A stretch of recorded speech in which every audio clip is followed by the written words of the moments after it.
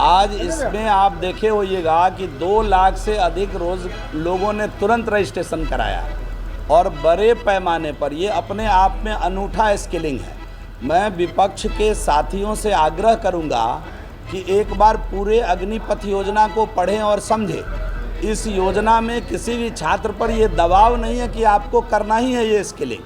नमस्कार, news for nation देख रहे हैं आप। मैं हूं आपके साथ रश्मि। विपक्ष की तरफ से बिहार विधानसभा में जबरदस्त हंगामा किया जा रहा है, जिसकी वजह से सदन की कार्रवाई जो है वो लगातार स्थगित हो रही है। ऐसे में कार्रवाई में बाधा भी पहुंच रहा है, जिसको लेकर अब श्रम संसाधन मंत्री जीवेश मिश्रा ने ये कहा है कि विपक्ष को पहले इस अग्निपथ योजना को पढ़ लेना चाहिए। बिना पढ़े वो इस योजना को लेकर हंगामा कर रहे हैं और विवाद खड़ा कर रहे हैं। ऐसे में क्या कुछ हमला बोला है जीवेश मिश्रा ने विपक्ष पे, खास करके आरजेडी पर किस तरह से निशाना साधा गया है, सुनवाते हैं।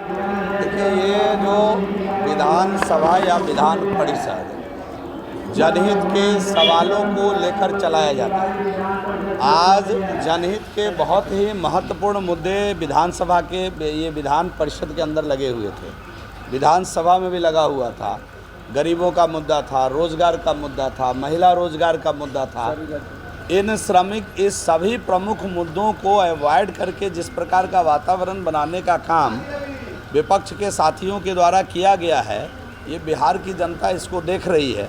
और कहीं ना कहीं वो जो नकारात्मक स्वभाव वाले लोग हैं, अपने नकारात्मक छवि को ही इससे बना रहे हैं और कुछ नहीं कर रहे हैं।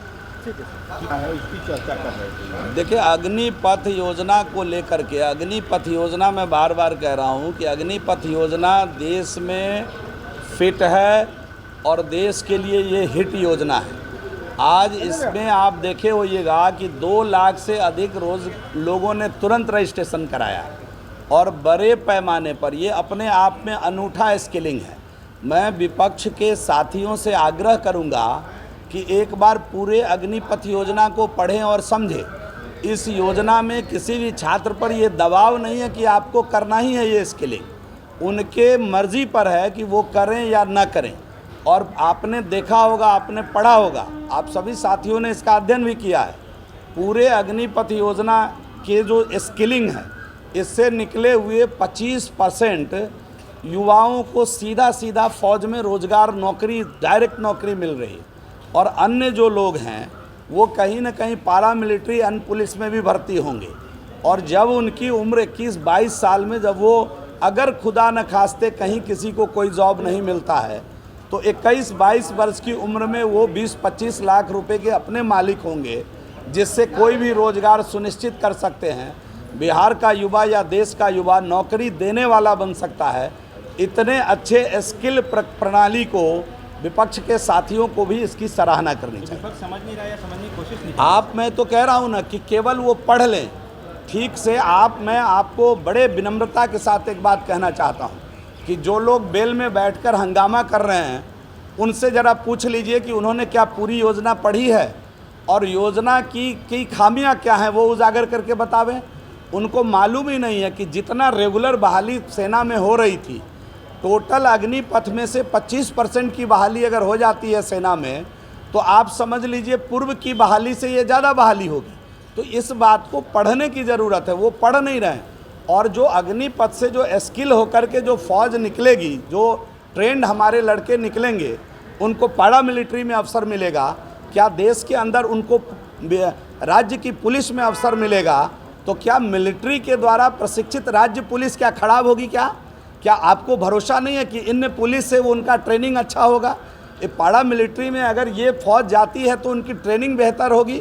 तो इस प्रकार के कुशल पुलिस अगर हमको मिलने वाला आने वाले दिनों में इस स्किल से, तो इसकी तो सराहना होनी चाहिए। मैं बस एक ही बात आग्रह कर रहा हूँ आप सभी मित्रों से कि आप ज़रा उनको कहिए कि आप ठीक से पढ़िए इस योजना को, और बिना पढ़े कोई दलील मत दीजिए। और उनको ज़रा पूछिए कि आपने पढ़ा है क्या।